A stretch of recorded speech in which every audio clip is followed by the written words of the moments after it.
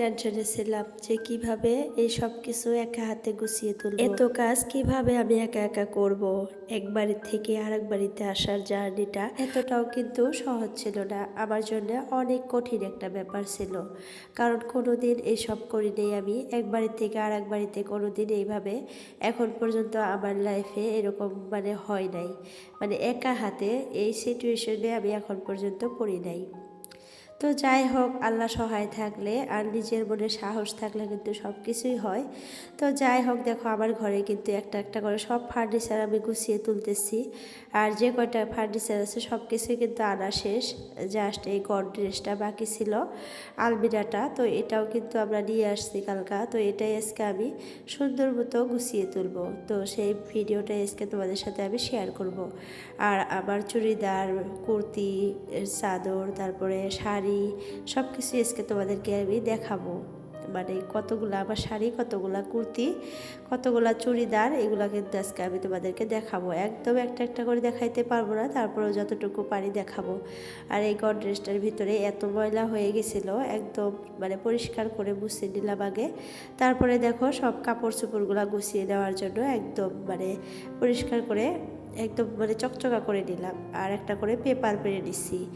দেখলাম যে যে জায়গাটাতে আর কি পেপার নাই, ওই জায়গাটা একদম নোংরা হয়ে গেছে, মামড় ধরে গেছে। আর যে জায়গাটাতে আমি পেপার রাখছিলাম ওই জায়গাটা একদম পরিষ্কার পরিচ্ছন্ন সুন্দর আছে। তো আমার অবস্থা দেখো, উপরে কিন্তু আমি একদমই নাগাল পাই না, তো যার জন্য তাহলে একটা টুল দিয়ে দিছি।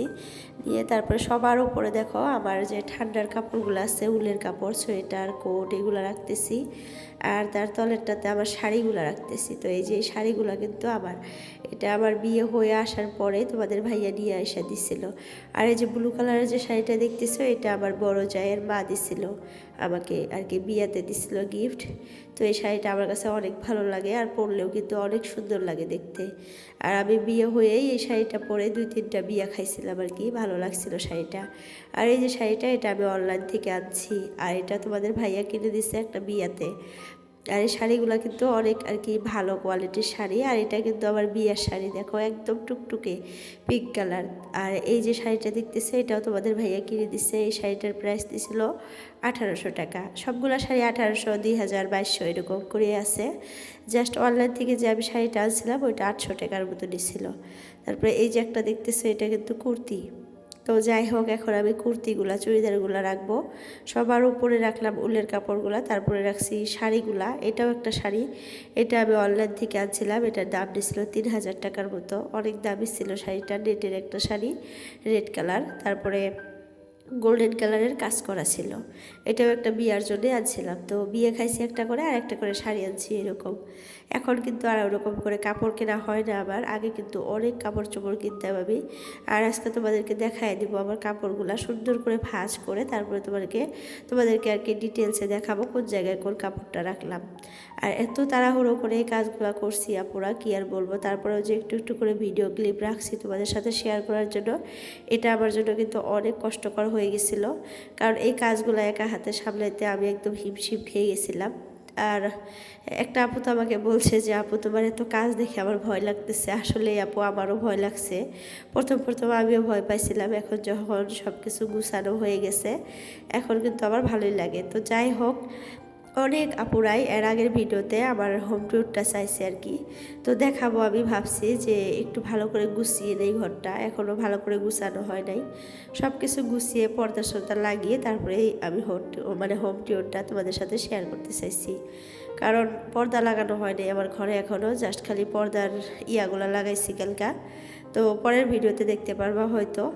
তো যাই হোক, দেখো চুড়িদারগুলো এখন একটা একটা করে ভাঁজ করতেছি, চুড়িদার, কুর্তি, এগুলো ভাঁজ করে রাখতেছি। আর আমার বিয়ে হয়ে আসার পর থেকে প্রায় মেয়েটা হওয়ার আগ পর্যন্ত আমি অনেক কাপড় চোপড় কিনছি, কিন্তু আমার মেয়েটা হওয়ার পর বিশ্বাস করো আপুরা, এক সেট চুড়িদার ছাড়া আমি আর কিচ্ছু কিনি নেই এরকম।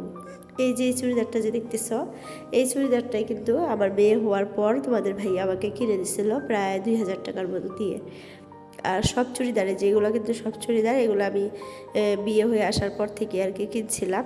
তো এই যে মিডিলের যে থাকটা দেখতেছো, এটাতে কিন্তু সব চুড়িদার আমার, আর তার উপরেরটাতে শাড়ি।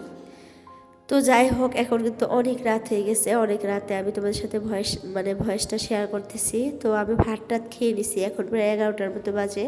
আমার মেয়েটাও ঘুমায় নাই, চেতন আছে, ওর বাবার সাথে ঘুমিয়ে শুয়ে আছে, শুয়ে শুয়ে মোবাইল দেখতেছে। আর ছেলেটাকে পড়তে বসিয়ে দিছি। তো একদিন পর পর তোমাদের সাথে আমি ভিডিও শেয়ার করতে চাইছি। তো যাই হোক, এই যে দেখো ফাইনাল লুকটা। তলে এখনও ভাঁজ করা হয় নাই, তলে ওড়না আর প্যান্টগুলো রাখবো ভাবছি। তো এই তো দেখো ওড়না প্যান্ট ভাঁজ করা শেষ। এই পাশে ওড়নাগুলো রাখছি, এই পাশে প্যান্টগুলো রাখছি। আর এই থাকটাতে শাড়ি, আর তার উপরে থাকে দেখো উলের কাপড়গুলা। তো এই পুরা সাইডটাই একদম আমার কাপড় দিয়ে ভর্তি। তারপরে নাইটি, ছায়া, ওড়না এগুলো রাখি নাই। এগুলো ভাবছি এই সাইডে রাখবো। তো এই সাইডে জায়গা নাই যে, আর তার জন্য আর রাখা হলো না। তো আমি এখন আর কাপড় চোপড় ওরকম কিনবো না, ভাবছি দুই একটা যদি কিনি একটু দামি দেখে ভালো দেখে কিনবো, যাতে পার্টি টার্টি খাওয়া যায় বা মানুষের বাড়িতে পরে যাওয়া যায়। আর এতগুলা যা আছে এগুলো কিন্তু এখানে ওখানে যাওয়ার জন্য। আর এই পাশে দেখো উপরে তোমাদের ভাইয়ার শার্ট টার্টগুলো, পাঞ্জাবিগুলা সুন্দর মতো হ্যাঙ্গারের মধ্যে হ্যাঙ্গিং করে রাখছি। আর এই যে এই সাইডে বিছানার চাদরগুলো রাখলাম। আর এই সাইডে ছেলের কাপড়, আমার কাপড়, মেয়ের কাপড়, সবারই কাপড় আছে আমার এই সাইডে রাখা। আর উপরে কিন্তু তোমাদের ভাইয়ের কাপড় আছে খালি।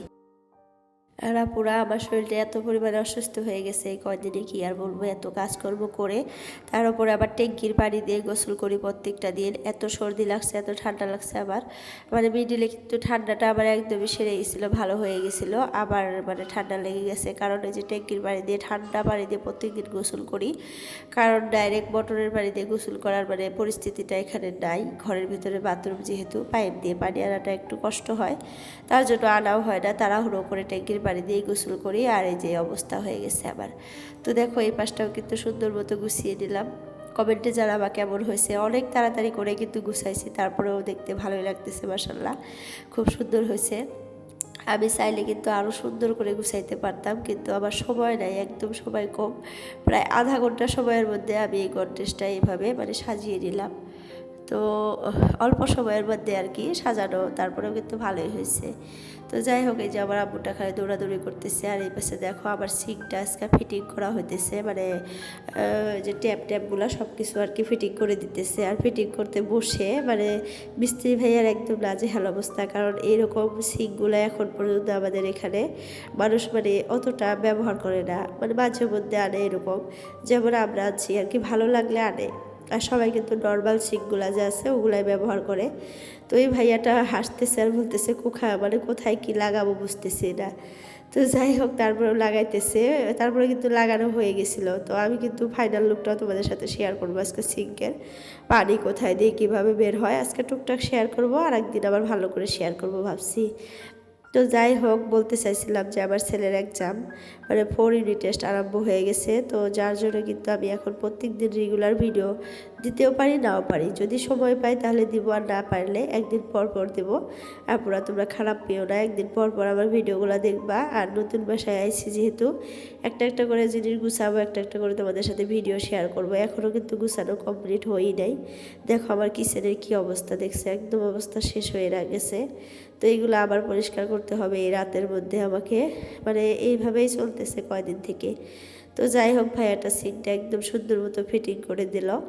তো তারপরে দেখো অনেকগুলো বাসন জমেছিল, তো এই বাসনগুলো এখন আমি ধুইতেছি। আর আজকে কিন্তু আমাদের ছাদের উপরে ট্যাঙ্কি লাগানো হয়েছে, মোটর ফিটিং করা হয়েছে। প্রায় 12টার থেকে এই ভাইয়াটা কাজ করছিল, লাস্টে আমার সিঙ্কটা আর কি ফিটিং করে দিল। আর দুপুরে খাওয়ার পর যে বাসনগুলো ছিল সব কিছু আমি জমিয়ে রাখছিলাম এইভাবে, যে এখন এই যে সিঙ্কটা লাগানোর পর ধুয়ে নিতেছি। তো এই যে সিঙ্কের অবস্থা দেখো কি সুন্দর করে পানি পড়তেছে। আর এই ট্যাপটা দিয়ে প্রায় 3 রকমের করে পানি বের হয়। তো অনেক সুন্দর একটা সিঙ্ক, যারা যারা নিতে চাও নিতে পারো। অনেক আপুরাই বলছো যে আমরা নতুন বাড়ি করতেছি, এই সিঙ্কটা লাগাবো, আসলে অনেক ভালো। তো তোমরা লাগাইতে পারবা। কিন্তু আমরা কিন্তু অনলাইন থেকে আনছিলাম, ফ্লিপকার্ট থেকে। অনেক আপুরাই জিজ্ঞাসা করছো যে কোথায় থেকে নিছি। তো অনলাইন থেকে, ফ্লিপকার্ট থেকে নিছিলাম। এটা দাম নিছিল 6,000 টাকার মতো। এই দেখো এরকম করে পানি পড়ে, অল্প অল্প করে, আবার বেশি করে, এরকম করে ঝিরঝির করে পড়ে। আবার ওই পাশে কিন্তু হ্যান্ড ওয়াশের একটা দেওয়া আছে, তারপরে গ্লাস ধোয়ার একটা দেওয়া আছে, তারপরে প্লেট ধোয়ার একটা দেওয়া আছে। তো অনেকগুলো আর কি আছে এখানে ট্যাপ। তো আমার কিচেনটা টুকটাক করে গুছিয়ে নিলাম, এখন একটু রান্না বান্না করব। আর আমার ছেলে কিন্তু আমাকে একটু ভিডিও করে দিতেছে, তো ওকে বলছি যে আমাকে একটু ভিডিও করে দাও। তো এইভাব করে ভিডিও করতেছে, ওকে বলছে যে আমাকে করে দাও, আমি যেখানে কাজ করতেছি এইখানে। ও বলতেছে যে মা আমি না সব কিছু ঘুরে ঘুরে দেখাই তোমাদের, মানে তোমার ফ্রেন্ডদেরকে। তো আমি বললাম দেখাও। তো যাই হোক, এই যে ট্যাপের যে ইয়াটা, এটা এখন খুলে রাখবো, কারণ দেখতে অনেক বাজে লাগতেছে আমার কাছে। খুলে দিলে মনে হয় পরিষ্কার লাগবে দেখতে, যার জন্য খুলতেছি। আর আমার ছেলে বলতেছে যে মা খুলো না, নতুন থাকবে, মানে ওর মাথায় যেটা বুদ্ধি হয়েছে। আর আসলে এই কথাটা কিন্তু ঠিক, মানে এই পেপারটা দেওয়া থাকলে ওই জায়গাটা আর কি পরিষ্কারই থাকতো। তো আমি খুলে ফেললাম। আর দেখো এইভাবে কিন্তু টেনে টেনে আর কি বেসিনটা পরিষ্কার করা যায়। আর এই পাশে দেখো একদম ঝিরঝির করে পানি পড়ে। আসলে ভালো করে আমার ছেলে দেখাইতে পারে নাই, আমি অন্য একটা ভিডিওতে সুন্দর করে দেখাবো যদি তোমরা দেখতে চাও আর কি। তো যাই হোক, কাজকর্ম করা শেষ। এখন দেখো আমি যে 2টা তেলের বোতল কিনছিলাম, তো সেই তেলের বোতল 2টাতে একটা রিফাইন আর একটা আর কি মিঠা তেল তুলবো এখন। তো 2টাতে এই যে 2টা জিনিস তুলে নিতেছি, কারণ আগের বোতলগুলো একদম নষ্ট হয়ে গেছে। আর আমি তো ভাবছিলাম এই যে নতুন বাসায় যে একটা একটা করে নতুন জিনিস বের করে করে তারপরে ব্যবহার করব। তারপরেও না পুরো অনেক কিছু আমাকে কিনতে হবে এখনও, মানে অনেক কিছুই বাকি আছে। এখন দেখা যাইতেছে যে একটা একটা করে অনেক জিনিস কিনতে হবে। তো যাই হোক, আস্তে আস্তে করে সব কিছু কেনার ট্রাই করব, তোমাদের সাথেও শেয়ার করব। আর তোমরা আমাকে পরামর্শ দিও কোন জায়গায় কোনটা জিনিস রাখলে ভালো লাগবে দেখতে, কোনটা কিভাবে করলে ভালো লাগবে দেখতে, তোমরা একটু বলবা। কারণ আমার না ওরকম আইডিয়া নাই আর কি, ফার্স্ট টাইম এরকম আর কি সিচুয়েশনে পড়ছি। আমি কিন্তু একদম মানে কনফিউজড যে কোন জায়গায় কোনটা রাখবো, কি করব না করব বুঝতেই পারতেছি না, এরকম হয়ে গেছি। মানে ফার্স্টে তো ভাবছিলাম যখন ঘরে আসি নাই তখন যে এই জায়গায় এটা রাখবো, ওই জায়গায় ওইটা রাখবো, কিন্তু এখন আসার পর বুঝতেছি না যে কোন জায়গায় কোনটা রাখলে ভালো লাগবে। তো যাই হোক, অনেক রাত হয়ে গেছে, প্রায় 10টা বেজে গেছে, যার জন্য আর সবজি টবজি রান্না করলাম না। 2-3টা ডিম সিদ্ধ করে নিলাম, এটা কষিয়ে নিব। আর টমেটো ভর্তা, বেগুন ভর্তা, আলু ভর্তা, এগুলা দিয়ে এখন ভাত খাবো। আর মিস্ত্রি ভাইটাও আমাদের এখানেই আছে। সরি, 10টা বাজে না, এখন প্রায় 11:30টার মতো বাজে। তো মিস্ত্রি ভাইটা ভাতটা খেয়ে প্রায় 12টার দিকে বাড়িতে চলে গেছে। আমাদের কাজ আজকে 12টার থেকে, দিনের 12টার থেকে রাতের 12টা পর্যন্ত আমাদের বাড়িতে আর কি মিস্ত্রি ভাইটা কাজ করলো আজকে। আর আমাদের পাশে যেহেতু বাড়ি, তার জন্য কিন্তু করতে পারছে, অনেক দূরের হলে কিন্তু চলে যাইতো। তো যাই হোক, দেখো এখানে লবণ ঢেলে নিলাম, অনেক খালি লবণ, আর ওইটাতে অল্প করে ঢেলে নিলাম। তো এখন ভর্তা টর্তাগুলো করে আমি আর আমার ছেলে ভাত খেয়ে নেবো। তো যাই হোক, আমার ভিডিওতে যদি কেউ নতুন আসো আপুরা, প্লিজ চ্যানেলটা সাবস্ক্রাইব করে অল নোটিফিকেশনটা ক্লিক করে রাখো। এতে করে যখনই আমি নতুন একটা ভিডিও আপলোড করব তোমাদের মোবাইলে নোটিফিকেশন পৌঁছে যাবে, আর সময় করে তোমরা আমার ভিডিওটা দেখতে পারবা। তো দেখো এই যে ডিমগুলো ভেজে দিতেছি। আর এই কাজগুলো যদি তোমরা অলরেডি কেউ করছো তাহলে তোমাকে কিন্তু অসংখ্য ধন্যবাদ। আর যদি কেউ করো নাই, প্লিজ প্লিজ করে নিও, কারণ অনেক কষ্ট করে আমি ভিডিওটা শেয়ার করি আর কি, অনেক কষ্ট হইতেছে এখন আর কি। তারপরেও শেয়ার করার চেষ্টা করতেছি, কারণ নতুন মানে অনেক আপুরাই আমার নতুন বাড়ির ভিডিও দেখার জন্য ওয়েট করে, যা মানে যাদের জন্য তাদের জন্যই কিন্তু আমি এত কষ্ট করে ভিডিওগুলো আর কি শেয়ার করতেছি। এরকম একটা অবস্থা, নতুন বাড়িতে আসছি, তারপরে আবার আমার শরীর অনেক অসুস্থ, তারপরে আবার ছেলের এক্সাম, তো সব কিছু মিলিয়ে কিন্তু একটু কষ্ট হইতেছে এখন আমার। দেখো এই যে ভয়েস ওভার করতে কিন্তু অনেক কষ্ট হইতেছে, মানে ভয়েস ওভার করতে পারি না, এত সর্দি লাগছে, এত ঠান্ডা লাগছে, মানে অস্থির অস্থির ভাব লাগে ভিতর থেকে। তোমরা হয়তো কথাগুলো বুঝে মানে শুনে একটু বুঝতে পারবা যে আমার কত কষ্ট হইতেছে। তারপর আমি থেমে থেমে আর কি ভিডিওতে ভয়েস করতেছি, একটু করে বসে থাকি, একটু মানে অস্থির ভাবটা কমে তারপরে আবার ভিডিও শেয়ার করি তোমাদের সাথে। তো দেখো এই যে বেগুন ভর্তাটা করে নিতেছি, আলু ভর্তা করে নিলাম, আর ডিম 3টা কিন্তু কষিয়ে নিছি। আর দুপুরে ডাল বানাইছিলাম, একটু ডাল আছে, আলু ভাজি করছিলাম, টমেটোর চাটনি করছিলাম, ওগুলো একটু একটু আছেই। তো ওগুলো দিয়ে আর কি রাতে আর কি খাওয়া হয়ে যাবে, কারণ রাতে কিন্তু আমরা অতটাও ভাত খাই না, একটু কম করেই খাই, তো যার জন্য। এখন এগুলো রান্না বান্না করে আমি আর ছেলে ভাতটা খেয়ে শুয়ে পড়বো। তোমাদের ভাই আর মিস্ত্রি ভাই একটু পরে খাবে, ওরা এখনও কাজ করতেছে, মানে লেট্রিনে টয়লেটে আর কি আমাদের পাইপ টাইপগুলো ফিটিং করতেছে, ট্যাপগুলো ফিটিং করতেছে, তার জন্য। তো আমি আর ছেলে দেখো ভাত বেড়ে নিলাম, ছেলেকে একটু আলু ভাজি দিয়ে দিলাম, তারপরে ডাল দিব আর ডিম দিব একটা। আর আমি সব ভর্তা একটা একটা করে নিয়ে নিলাম, আমি কিন্তু ডিম খাবো না, আমি ডিম ভালোবাসি এমনি এমনি খেতে, ভাত দিয়ে খেতে আমার কাছে ভালো লাগে না, এমনি এমনি খেতে ভালো লাগে আমার কাছে।